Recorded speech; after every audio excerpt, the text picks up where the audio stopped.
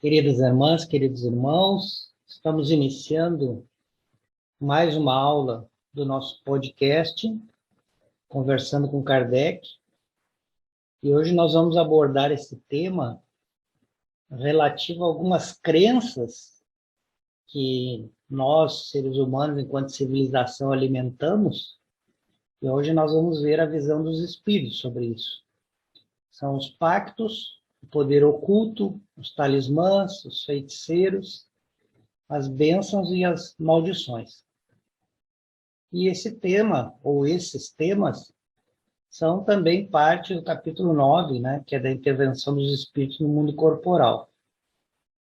Nós já queríamos adiantar aqui que, na verdade, hoje nós vamos tratar de coisas, ou de temas, né, que fazem parte da crendice popular.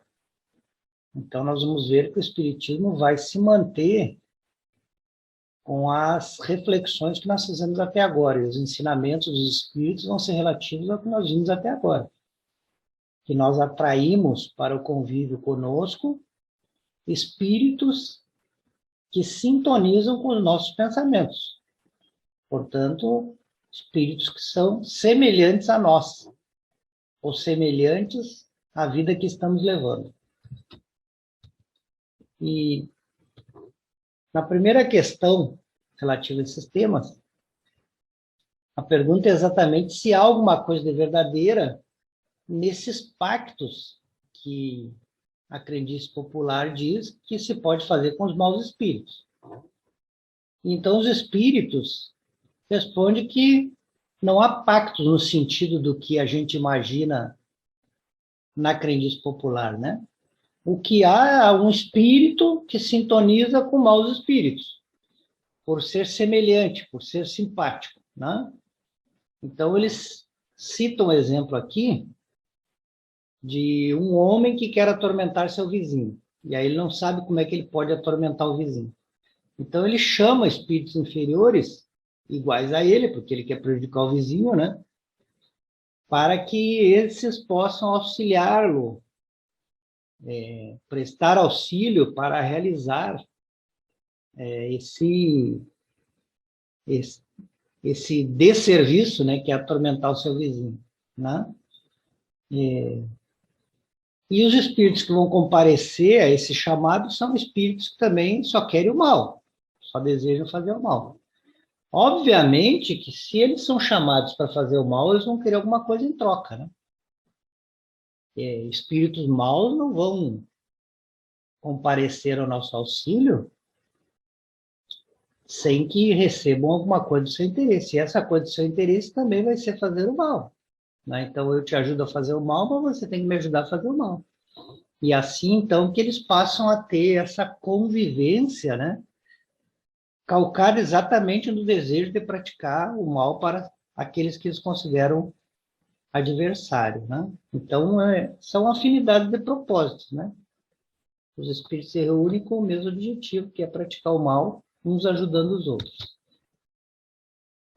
Mas explica os espíritos que o vizinho ele pode se livrar, né, dessa perseguição, simplesmente ele se mantendo conectado, né, se mantendo junto a bons espíritos, né, pela sua vontade. Se ele não sintoniza com os espíritos do mal, dificilmente os espíritos do mal vão conseguir fazer alguma coisa contra ele. Os espíritos aproveitam exatamente os nossos momentos de fraqueza em que nós sintonizamos com o mal. Se ele não sintonizar, não vai haver influência, né? Então, aquele que quer cometer uma ação má, chama só por isso maus espíritos para ajudá-lo. Óbvio, se a gente quer cometer uma ação mal, só de ficar pensando nisso, a gente já está atraindo espíritos maus para nos ajudar. Obviamente, esses espíritos também vão querer que a gente faça a mesma coisa, né? Vão querer que a gente também ajude eles a fazer o mal, né? E isso é realmente a única coisa que ocorre. Algumas pessoas vão chamar isso de pacto, mas não é nada mais do que isso que vai acontecer. Então, acaba que, por vezes, o homem fica dependente dessa relação com os espíritos inferiores, ou seja, esses espíritos inferiores não vão embora, ficam convivendo com ele, né? Mas pode haver um rompimento dessa relação, né, entre o encarnado e os desencarnados inferiores, se o encarnado mudar os seus pensamentos, né? Se ele muda e começa a ter bons pensamentos, né? Então não há mais interesse desses espíritos inferiores permanecer com ele, porque ele vai estar comprometido com o bem, em fazer coisas boas, né? E aí, então os espíritos inferiores vão se afastar dele. Mas esse termo pacto nós temos sempre que tomar conta de uma alegoria, né? É um termo alegórico, né? Não é um pacto na realidade, assim, um pacto que não pode ser desfeito, né? O que há é um espírito imperfeito sintonizando com outros espíritos imperfeitos e todos eles com esse intuito de fazer o mal. Só isso. Na questão 550 é perguntado qual é o sentido das lendas fantásticas, segundo as quais os indivíduos teriam vendido sua alma a Satanás, uma coisa que a gente vê bastante, né? E aí, por ter vendido a sua alma ao Satanás, ele obtém sucesso, alguns favores. E aí os espíritos nos dizem que isso realmente é uma fábula, ou seja, ela não é uma verdade, né? Ela guarda algum ensinamento, né? Guarda um sentido moral, mas não é uma verdade, né? A gente que toma o pé da letra. Então, essa alegoria, essa fábula pode se explicar assim: aquele que chama espíritos imperfeitos para obter, por exemplo, o dom da fortuna ou qualquer outro favor, ele está agindo contra a providência divina, porque a providência divina é que vai dizer se ele deve ou não ter a fortuna ou outra coisa que deseja. Renunciando a essa providência divina, né, ele também renuncia à missão e às provas que ele deveria suportar nessa vida, né? E só por isso, por a gente não cumprir o nosso desígnio quando estamos encarnados, a gente já sabe que vai ter consequência. Por quê? Porque o melhor para nós seria fazer aquilo que foi planejado, aquilo que foi considerado antes da gente reencarnar como o melhor papel que a gente poderia viver aqui. Então, no momento que a gente não cumpre esse papel, óbvio que as consequências não serão boas, né? Isso não quer dizer que o espírito que faz isso vai ser infeliz para sempre, né? O fato que ocorre é que ele faz todo um planejamento para reencarnar e se libertar da matéria, né? Ou seja, se tornar um espírito mais depurado, mais puro, né? E ele acaba usando a sua encarnação para viver mais ainda os prazeres da carne e da matéria, né? E aí o que acontece? Ele se torna um espírito mais comprometido ainda, né? Não sai do grau de evolução pequena que ele ainda tem. Não avança, né? Não aproveita a encarnação para aquilo que é o objetivo da encarnação, que é o aperfeiçoamento, né? Então, quando ele chega no mundo dos espíritos, ele se dá conta, né, de que ele perdeu tempo, de que ele poderia ter feito, que ele ganhou uma grande oportunidade, que ele poderia ter feito o resgate das suas provas, ele poderia ter usado, né, para a encarnação para aprender bastante, e ele não usou para nada. Portanto, as novas provas elas vão ser ainda maiores e mais penosas, porque além de tudo aquilo que ele já tinha acumulado de comprometimento, ele agora tem mais. Então, a sua mente para sair dos seus vícios, das suas vicissitudes, vai necessitar de aprendizados mais rigorosos, mais difíceis de realizar, né? E, consequentemente, serão de maior sofrimento, né? Porque vão romper amarras que se tornaram maiores ainda, amarras que o espírito tem com a matéria e com os seus vícios. Então, eles ficaram nós mais apertados, né? Ao invés de desfazer os nós, ele acrescentou outros nós que não haviam. Então, o espírito, por ter esse desejo de estar sempre buscando os prazeres materiais, ele acaba sempre se sintonizando com espíritos impuros que passam a ser espíritos da sua convivência e entre eles se formar uma dependência de convívio, né? Então, eles têm entre eles uma convivência que conduz exatamente à perdição. E só vai ser rompido esse elo, que às vezes vai se perpetuar por muitas encarnações, quando nós recorremos aos bons espíritos com vontade firme. Aí sim, quando nós recorremos aos bons espíritos, no desejo de nos melhorar, é que de fato vai acontecer da gente começar a ter em nossa companhia bons espíritos e não espíritos imperfeitos, e aí começa a nossa verdadeira evolução. Bom, o segundo tema, né? O primeiro tratava dos pactos, o segundo tema é o poder oculto, talismã e feiticeiro, que não vai mudar muito o teor das perguntas, né? Porque nós vamos estar falando de novo de crendices, né? Então, 551 pergunta: pode um homem mau, com a ajuda de um mau espírito que se devota a estar com ele e ajudá-lo a fazer o mal ao seu próximo? Então, a resposta é não, Deus não permitiria. Mas a gente pensa que anteriormente foi falado lá do vizinho, né? Que a gente chama para perturbar o vizinho. Então, por que agora os espíritos dizem que Deus não permite, né? É um mau espírito se juntar um homem encarnado para fazer o mal? Aqui está no sentido colocado de que Deus não permitiria se esse homem não sintonizar com eles. Então não é só o desejo de alguém fazer o mal para aquele que vai dar certo. Não, aquele precisa também, como a gente diz vulgarmente, né, abrir a janela. Ele precisa permitir a brecha, ele precisa permitir a entrada na vida dele daquele espírito imperfeito, sintonizar com ele, né? Cair da mesma faixa de pensamento, senão Deus não permite, porque são faixas de pensamento vibratórias completamente diferentes se ele estiver com os bons espíritos, se ele estiver com os bons pensamentos. Claro que se ele está na mesma faixa, claro que se ele se sintoniza também com esses espíritos imperfeitos em algum momento, aí esse coluio, né, de relações, né, que nada mais são do que relacionamentos sociais, vai permitir que ele seja atrapalhado por esse espírito. E na questão seguinte, se pergunta: que pensar da crença no poder que teriam certas pessoas de lançar a sorte, né? Ou de ler a sorte, né? Que é o termo mais que a gente mais usa, né? De alguém saber como será meu futuro, né? O que se pode pensar disso? E aí a resposta é: certas pessoas têm um poder magnético muito grande, do qual podem fazer um mau uso se o seu próprio espírito é mau. Nesse caso, eles podem ser secundados por outros maus espíritos. Então, sim, tem tipos de mediunidade que permite não prever o futuro, mas ter uma ideia de que se a pessoa continuar realizando tais e tais ações, de que a pessoa colocando a vida em determinado curso, as consequências acabarão sendo as lógicas, né? Porque é uma questão de causa e efeito. E essas pessoas podem estar na companhia de bons espíritos e maus espíritos. Quando elas estão na companhia de bons espíritos, só vai ser usado isso no sentido bom, e quando houver vantagem para o espírito conhecer a sua sorte.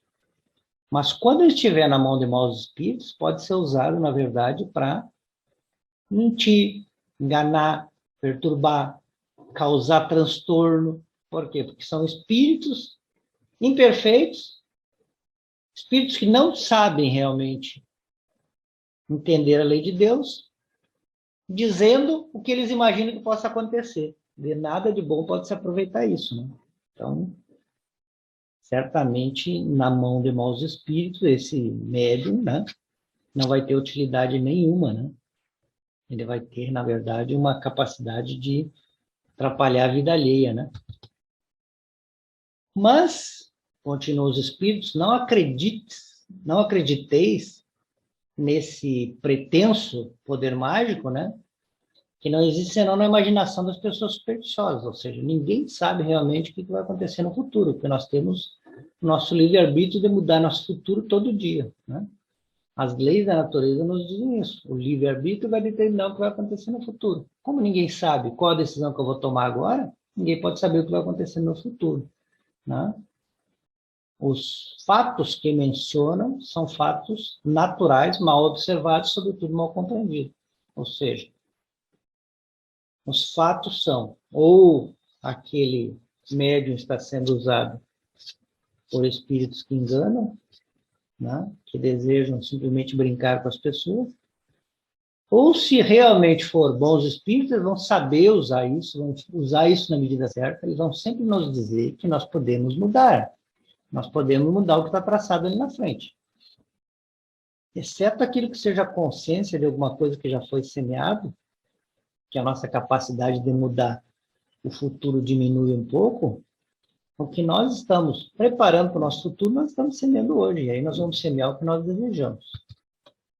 A questão 553. Qual pode ser o efeito das fórmulas e práticas com a ajuda das quais certas pessoas pretendem dispor dos espíritos? É o caso, por exemplo, de pessoas que acham que determinados rituais vai fazer com que os espíritos fiquem à sua disposição, né? Então, qual é o efeito disso? E aí a resposta dos espíritos diz que o efeito de torná-las ridículas, se são de boa fé. Ou seja, se a pessoa acredita nisso de boa fé, na verdade ela vai se tornar ridícula, porque isso não existe. Não existe como nós termos condição de, vamos dizer assim, usando uma linguagem mais adequada, escravizar um espírito, ou manter um espírito à nossa disposição, né? Agora, se a pessoa não está de boa fé, se ela está de má fé, aí nós estamos tratando de pessoas que são patifes na visão dos espíritos, né? Que merecem ser castigadas por isso, né? Se ela de má fé diz para os outros que ela pode, através de determinadas práticas, tornar um espírito à sua disposição, né? Todas as fórmulas para escravizar, para dominar, para ter poder sobre os espíritos, elas são enganosas. Não há nenhuma palavra, nenhum sinal, nenhum talismã que tenha ação sobre os espíritos, né? Eles são atraídos unicamente pelo pensamento. Isso que atrai os espíritos, não as coisas materiais. Não são as práticas materiais que os atraem, é o nosso pensamento. É a sintonia, é nós pensarmos de forma semelhante. É isso que atrai eles para o nosso convívio. E aí deriva dessa uma outra questão que pergunta: certos espíritos não têm eles mesmos algumas vezes ditado fórmulas cabalísticas? Sim, né? Tem espíritos, né, que por serem perfeitos, por quererem nos enganar, né, ou às vezes até por ignorância, nos indicam sinais, palavras, né? E eles prescrevem, eles dizem para a gente que esses atos ajudam, né, a fazer o que nós chamamos de conjuração, né? De esse termo que eu estou tentando encontrar aqui, que é nós temos um espírito dominado pela nossa vontade, né? Mas eles dizem isso exatamente ou por ignorância ou para brincar conosco, né? Então os espíritos nos afirmam: estejais bem seguros que são os espíritos que estão zombando de nós, que abusam da nossa credulidade, né? Que por ver que nós acreditamos nessas coisas enganosas, eles então usam disso para nos ficar brincando conosco, né? Isso que acontece. Questão 554.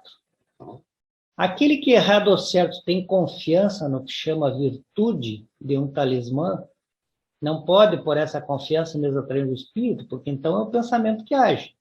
É o talismã. O talismã não é senão um sinal que ajuda a dirigir o pensamento? Aí responde os espíritos que é verdade. Mas a natureza do espírito atraído depende da pureza da intenção e da elevação dos sentimentos. Então, sempre nós podemos acreditar que um ímã, né? Por exemplo, um crucifixo de pendurar na parede. Nós podemos acreditar que aquilo vai atrair bons espíritos, mas na verdade é o nosso pensamento, né, que vai atrair. E aí, se o nosso pensamento é puro e é elevado, vai atrair bons espíritos. Agora, se nós penduramos na parede alguma coisa para atrair maus espíritos e ficamos nesse pensamento o tempo inteiro, é o nosso pensamento no mal que vai atrair maus espíritos, ou espíritos imperfeitos. Então, é raro aquele que é tão simples para crer na virtude de um talismã, não tenha objetivo mais material do que moral. Se a pessoa acredita que ela precisa de um objeto material para atrair alguma coisa boa ou ruim, Normalmente, essa pessoa é muito simples, simples no seu modo de pensar. E as pessoas simples, muitas vezes, não veem o valor das coisas morais, elas veem o valor das coisas materiais. Então, isso, né, anuncia, né, uma fraqueza nas ideias, que expõe essa pessoa que é aos espíritos imperfeitos e zombeteiros. Uma pessoa que já tem uma moral mais elevada, ela vai saber que ela não precisa de um objeto material, né? E ela, por ter essa convicção e por ser já uma pessoa capaz de elaborar um pensamento, né, não tão simples, mas mais elaborado, ela já vai, então, entender a desnecessidade de um talismã. E aí, essa pessoa vai estar mais focada em conseguir coisas do ponto de vista da sua evolução moral. E ela vai atrair bons espíritos. Então, normalmente, quando a pessoa acredita muito em talismã, é normalmente para atrair algum favor material. E aí é que está o perigo, porque ele vai atrair espíritos imperfeitos e zombeteiros. Questão 555. Que sentido se deve dar à qualificação de feiticeiro? É a resposta dos espíritos, o que nós chamamos de feiticeiros, né, quando são pessoas de boa fé, né, dotadas da faculdade mediúnica, dotadas da força magnética ou da segunda vista, né? Então, seriam realmente os médiuns, né? Seriam os médiuns, né? Nós temos, por exemplo, muito a figura que ainda existe bastante, né, da pessoa que benze, por exemplo, né? Então, esses, quando são de boa fé, são pessoas dotadas da faculdade mediúnica, né? Aí, pergunta, né? Afirma, então, como eles fazem coisas que não compreendeis, nós acreditamos que eles são dotados de uma força sobrenatural. Não, eles têm uma força natural, uma força mediúnica, uma força magnética, né? E aí pergunta os espíritos, vossos sábios frequentemente não passam por feiticeiro aos olhos das pessoas ignorantes? Todos os grandes reveladores, né, todas as pessoas que trouxeram uma coisa que ninguém entendia, também não foram comparados a feiticeiros? Então, quando as pessoas são de boa fé, nós podemos entender que ou ela é médium, ou ela é dotada de uma grande capacidade de magnético. O que é o magnético? O magnético é a força do pensamento, né? É a pessoa ter a capacidade de atrair bons fluidos, né? E manipular esses bons fluidos. O espiritismo e o magnetismo nos dão a chave de uma multidão de fenômenos sobre os quais a ignorância desenhou uma infinidade de fábulas, né? Onde os fatos foram exagerados pela imaginação. E agora o espiritismo e o magnetismo vem reduzir isso a leis naturais, a leis físicas, né? Então, se nós conhecermos as duas ciências, né, que na verdade são uma só, né, nós vamos perceber que elas mostram a realidade das coisas e a sua verdadeira causa, que é uma causa física, né? E aí nós vamos abandonar essas ideias supersticiosas, né? A gente vai ver que essas coisas são naturais, né? São possíveis, não tem nada de diferente, né? Nós acreditarmos em coisas que não estão nas leis naturais é que é uma crença ridícula. Tudo está na lei de Deus, tudo está na lei que é explicada pela ciência humana, né? Que são as leis do nosso mundo físico. A pergunta seguinte, certas pessoas verdadeiramente têm o dom de curar pelo simples toque? Nós sabemos, até pela resposta também a outra questão na Gênesis, que esse é um dom bastante incomum, né? Mas vamos ver a resposta dos espíritos. A força magnética pode ir até aí, quando secundada pela pureza de sentimento e um ardente desejo de fazer o bem. Porque então os bons espíritos ajudam. Veja, se alguém quer curar alguém, nós temos que entender que ele está usando a força magnética para o bem e ele está sendo ajudado pelos bons espíritos. Então, no limite, como é o caso de Jesus, né, Jesus curava pelo simples toque. Agora, é preciso desconfiar da maneira pela qual são contadas por pessoas muito crédulas e muito entusiasmadas, sempre dispostas a ver em coisas naturais coisas maravilhosas. Não tem nada de maravilhoso. É o poder magnético. A pessoa tem essa capacidade de transmitir bons fluidos para aquele que está doente. No limite, né, como nós dissemos, como é o caso de Jesus, o dom de curar pode chegar ao simples toque. Mas, vamos dizer assim, o que a gente vê mais recorrente está muito longe disso, né? É a pessoa Por exemplo, o nosso passista lá, que consegue transmitir fluidos salutares, aquele que está recebendo o passe, um passe magnético, né? Mas que, na verdade, não é uma cura instantânea, né? É um tratamento que muitas vezes dura até anos, né? Então, a gente sempre tem que ter desconfiança de alguém que narra, né, com interesse, querendo explorar a credulidade das pessoas. E depois o último tema, que é bênçãos e maldições, na questão 557, que pergunta: a bênção e a maldição podem atrair o bem e o mal sobre aqueles que são o seu objeto? Vejam, quando eu abençoo, quando eu amaldiçoo, eu estou gerando um pensamento, né? Pensamento é matéria mental. Então, algum efeito haverá de ter sobre essa matéria mental que eu coloco para fora de mim, né? Que eu coloco no meu ambiente. Então, certamente que tanto a bênção, que nada mais é do que a oração, né? Quanto a maldição, que é a manipulação de fluidos doentes, né? Malsãs, na linguagem da Gênese.